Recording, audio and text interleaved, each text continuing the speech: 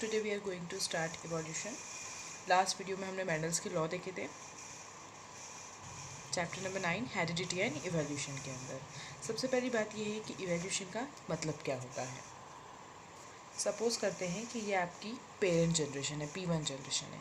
अब आपको ये मालूम है कि जो पेरेंट जनरेशन है उससे कई सारे जो ट्रेड्स होते हैं वो ट्रांसफ़र होते हैं किसमें, F1 जनरेशन में। ठीक है, सारे कैरेक्टर्स नहीं होते हैं, कुछ कैरेक्टर्स ट्रांसफ़र होते हैं। ठीक है, ये तो वो ट्रेड्स है जो इनहेरिटेड हुए हैं। कुछ ऐसे ट्रेड्स होते हैं जो अपने आप चेंजेस लाते हैं, है ना। आपको पता होगा कि ट्रेड्स भी दो तरीके के होते हैं, inherited traits and acquired traits. ठीक है, ट्रेड्स भी बोल सकते हो आप इसको, कैरेक्टर्स भी बोल सकते हो, जो पेरेंट जनरेशन से F1 जनरेशन में ट्रांसफ़र होते हैं। तो ऐसे करते करते आपकी F2 जनरेशन आई, देन फिर आपकी F3 जनरेशन आई और फिर F10000 जनरेशन आई। अब पेरेंट जनरेशन से F1 जनरेशन में जो चेंजेस आए, ठीक है, क्योंकि जब DNA कॉपी होता है तब कुछ ना कुछ एरर्स आते हैं, तो ड्यू टू सम एरर्स इसको हम क्या बोलेंगे, वेरिएशंस। अब F1 से F2 में कुछ जनरेशन में वेरिएशन आएगा, फिर F2 से F3 में आएगा, फिर ऐसे ऐसे करते ये F10000 जनरेशन तक कोई ना कोई वेरिएशन चलता ही जाएगा। अब एक बात याद रखना है कि एक जनरेशन से दूसरी जनरेशन के अंदर जब चेंजेस आते हैं तो उसको बोला जाता है वेरिएशन। लेकिन पेरेंट जनरेशन से लेके F10000 जनरेशन तो कितने चेंजेस आए होंगे, कितने सारे वेरिएशंस आए होंगे, कितनी सारी जनरेशन्स इस बीच आई होंगी, तो उनको हम क्या बोलेंगे। हो सकता है आपको पता ही ना चले कि जो आपकी जो F10000 जनरेशन है वो इससे आई है, ये आपका कॉमन एंसेस्टर है। तो इतने सारे चेंजेस जब आते हैं तो इसको ये पूरे इस यहाँ P1 जनरेशन से लेकर 10000 जनरेशन तक को हम बोल सकते हैं इवोल्यूशन।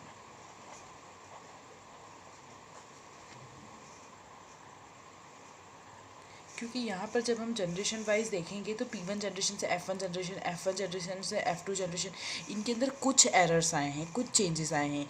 लेकिन P1 जनरेशन से लेकर जो 10000 तक की जो जनरेशन है वहाँ पर बहुत सारे चेंजेस आए हैं और बहुत जनरेशन का गैप बहुत ज़्यादा है, इसलिए इसको क्या बोलेंगे हम, इवोल्यूशन।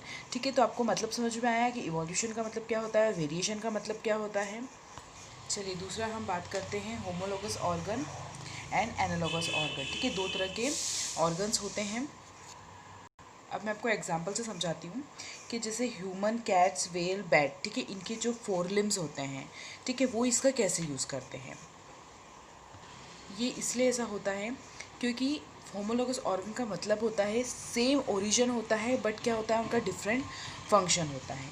अब जैसे ह्यूमन के पास में 4 लिम्ब है, ठीक है, कैट के पास में भी है, व्हेल के पास में भी है, बैट के पास में भी है, तो इनका ओरिजिन तो सेम हुआ, पर इन सबके वर्क्स क्या है, डिफरेंट है। जैसे ह्यूमन का जो 4 लिम्ब है वो काय के लिए यूज़ में आता है, तो हम हमारे हाथ का बहुत तरीके से यूज़ करते हैं, हम उससे काम करते हैं, ठीक है, हम उससे लिखते हैं, ठीक है, हमारे हैंड्स का बहुत सारे पर्पस में यूज़ होता है।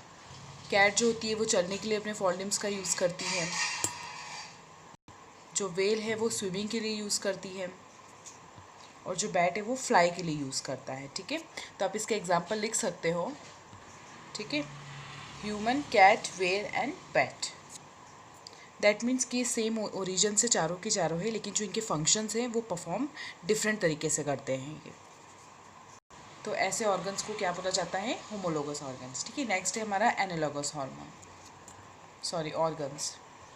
एनालॉगस ऑर्गन के अंदर क्या होता है कि इसमें जो आपका ओरिजिन होता है वो डिफरेंट होता है, ठीक है, बट जो वो फंक्शन परफॉर्म करते हैं वो क्या होते हैं, सेम होते हैं। देखो, होमोलोगस ऑर्गन का जस्ट अपोजिट होता है एनालॉगस ऑर्गन। यहाँ पर क्या था, सेम ओरिजिन था बट डिफरेंट फंक्शन थे, यहाँ पर ओरिजिन डिफरेंट है पर फंक्शन सेम है। अब यहाँ पर जैसे इंसेक्ट है, इंसेक्ट का विंग जो होता है वो डिफरेंट होता है, ठीक है, बर्ड का डिफरेंट होता है, टेरिडोडेक्टाइल का डिफरेंट होता है, बैट का डिफरेंट होता है, ठीक है, लेकिन इनके क्या है, फंक्शन सेम है। इनके जितने भी विंग्स है वो डिफरेंट डिफरेंट ओरिजिन से आए हैं, लेकिन इनका जो फंक्शन है वो सेम है। एक ही फंक्शन है कि वो क्या करते हैं, फ्लाई करते हैं, लेकिन इंसेक्ट का जो विंग होता है वो उसकी बॉडी के अंदर से होता है, ठीक है, बर्ड का भी इसी तरीके से होता है, ठीक है, तो बट फंक्शंस क्या हैं इनके, डिफरेंट है, क्योंकि इनकी जो ओरिजिन है वो डिफरेंट है। तो ये होता है आपका एनालॉगस ऑर्गन्स। चलिए अब हम नेक्स्ट बात करते हैं थ्योरी ऑफ इवोल्यूशन। अब कुछ चीज़ें ऐसी होती हैं, मतलब कुछ चीज़ें ऐसी होती हैं, बहुत सारी चीज़ें ऐसी होती हैं जो नेचुरली सिलेक्ट की जाती हैं, अब अगर आप एक स्पीशीज़ की कॉमन एंसेस्टर की बात करो और जो प्रेजेंटली स्पीशीज़ है अगर हम उनकी बात करें तो आपको कभी नहीं लगेगा कि वो स्पीशीज़ क्या हैं, सेम हैं, बट एक्चुअली में वो सेम होती हैं। तो क्या हुआ कि चार्ल्स डार्विन ने क्या किया, अपनी एक थ्योरी दी जिसका नाम है natural selection by Charles Darwin. Suppose करते हैं कि आपने जैसे जिराफ के बारे में सबको ही पता है, ठीक है। तो अब चार्ल्स डार्विन ने क्या करा, कुछ जो चीज़ें होती हैं, ठीक है, कुछ जो चेंजेस होते हैं वो नेचुरली सिलेक्ट किए जाते हैं। फॉर एग्ज़ाम्पल जैसे जिराफ है, अगर वो एक टाइम पे प्लांट्स को खा रहा है और फिर उनका मतलब वो ख़त्म हो जाए तो फिर क्या होगा, तो अगर फिर वो ट्रीज़ पे चला जाए उन चीज़ों को खाने के लिए, ठीक है, तो ट्रीज़ की जो हाइट होती है वो टॉल होती है, तो वो धीरे धीरे उस एनवायरनमेंट को अडॉप्ट करता गया और उसकी जो गर्दन है वो, जो नेक है वो लंबी होती गई उसकी। तो वो क्या हुआ, वो नेचुरली सिलेक्ट हुआ, तो फिर जो आगे की जो जनरेशन आई वो, उनकी जो नेक है वो बहुत लंबी आई, या आप बोल सकते हो कि बड़ी हो गई। और एग्जांपल्स हम देखते हैं, जैसे आपके टेक्स्ट बुक में दिया हुआ है। सपोज़ एक एरिया में बहुत सारे बीटल्स थे, ठीक है। अब ये जो बीटल्स है ये रेड कलर के हैं। अब बहुत सारी जनरेशन के बाद में इस रेड बीटल से एक और बीटल आया जो कौन से कलर का था, ब्लू कलर का है, ठीक है। अब क्या हुआ, एक्सीडेंटली जो ये वाली जो रेड जनरेशन थी हमारे पास में, इसके जो इंडिविजुअल्स थे वो हमारे पास में बहुत सारे थे। सपोज़ मान लो आप 99% हमारे पास में रेड बीटल्स थे और सिर्फ 1% आपका क्या था, ब्लू था, 1%। अब इसके पास में ऐसे कैरेक्टर्स हैं जो वो नेक्स्ट जनरेशन को पास कर सकता है। ये हमारे पास में बहुत कम ज़्यादा थे और ये हमारे पास में बहुत कम थे। अब एक्सीडेंटली क्या हुआ कि जो हमारे पास में ये जो रेड वाले जो बीटल्स थे, ये एक्सीडेंटली क्या हुआ, ख़त्म हो गए, ठीक है, पूरी तरीके से ख़त्म हो गए ये। और आपके पास कौन से वाले बचे, ब्लू वाले बचे। अब क्या हुआ, ये जो ब्लू वाले हैं इनकी जब जनरेशन बढ़ती गई, ठीक है, आगे बढ़ती गई, 1 से 2 होते गए, ठीक है, तो उसके बाद में क्या हुआ, जो हमारे पास जो ब्लू वाली जो बीटल्स थी इनकी जनरेशन क्या हो गई, ज़्यादा हो गई।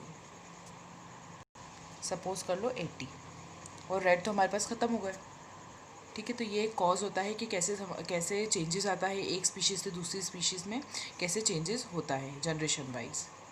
चलिए एक और एग्जांपल देखते हैं बेटल्स का, ठीक है, नेचुरल सिलेक्शन के ऊपर। यहाँ पर हमारे पास में रेड बीटल्स हैं, कौन से कलर के हैं, रेड कलर के हैं।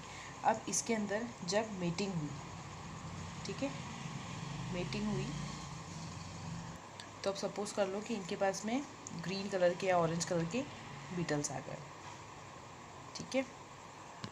ये हमारे पास में 99% थी। अब कुछ ऐसे कैरेक्टर्स आए, कुछ ऐसे वेरिएशंस आए एक जनरेशन से दूसरी जनरेशन में, कि इसकी मीटिंग के बाद क्या हुआ कि ग्रीन कलर के आपके पास में या ब्लू कलर के आपके पास में बीटल्स आ गए। अब ये कैसे हुआ, एक्चुअली में जो बीटल्स होते हैं वो लीफ पर होते हैं। अब ये लीफ है, इसके ऊपर जो ग्रीन बीटल है वो लीफ पर है, ठीक है, और रेड भी इसी पे है। अब जब क्रो आएगा तो उसको रेड वाला ज़्यादा क्लियर होगा, अट्रैक्ट करेगा क्रो को, कि ब्लू वाला करेगा। अब मान लो मेरे पास ग्रीन पेन नहीं है इसलिए मैं आपको ब्लू कलर से बता रही हूँ कि ग्रीन लीफ के ऊपर ग्रीन बीटल्स इतनी इजीली नहीं दिखेगा, लेकिन अगर कोई डिफरेंट कलर का होगा या बोल्ड कलर का होगा, जैसे रेड कलर है, तो वो ईजिली अट्रैक्ट करेगा, हमको ईजिली दिखेगा। तो क्रो सबसे पहले किसको ईट करेगा, वो रेड वाले बीटल को ईट करेगा, ठीक है। तो वो रेड को खाना स्टार्ट कर देंगे तो जो ग्रीन वाले बीटल्स है वो बच जाएंगे, क्योंकि ग्रीन के ऊपर ग्रीन दिखेगा ही नहीं। तो जो ग्रीन वाली जो स्पीशीज़ है वो क्या हो जाएगी, डोमिनेंट होने लगेगी, ज़्यादा सर्वाइव करेगी। और जो रेड वाली जो स्पीशीज़ है वो क्या हो जाएगी, धीरे धीरे ख़त्म होने लगेगी, या डेड हो जाएगी, या उसको कोई ईट कर लेगा, या मतलब धीरे धीरे चली जाएगी, वो ख़त्म ही हो जाएगी। तो यहाँ पर क्या होगा, ग्रीन का परसेंटेज बढ़ता जाएगा और रेड का परसेंटेज कम होता जाएगा। तो इसको बोला जाता है नेचुरल सिलेक्शन। मीन्स नेचर ने खुद ने सिलेक्शन किया और बताया कि ये वाली जो स्पीशीज़ है वो ज़्यादा सर्वाइव करेगी। तो यही आपकी चार्ल्स डार्विन की थ्योरी थी कि कुछ चीज़ों को नेचर सिलेक्ट करता है, नेचर पे ही डिपेंड करता है कि कौन सी चीज़ कितने टाइम तक कितनी सर्वाइव करेगी। अब ऐसा नहीं है यहाँ पे कि नेचर ने बोला कि तुम मेट करके ग्रीन बीटल ही दो, ये बाय चांस हुआ है, कि रेड बीटल से किसी एक जनरेशन में ग्रीन बीटल्स आ गई। अब ग्रीन बीटल्स को सर्वाइव करने के लिए नेचर ने परमिशन दे दी कि ग्रीन स्पीशीज़ सर्वाइव करेगी और रेड स्पीशीज़ अब सर्वाइव नहीं करेगी।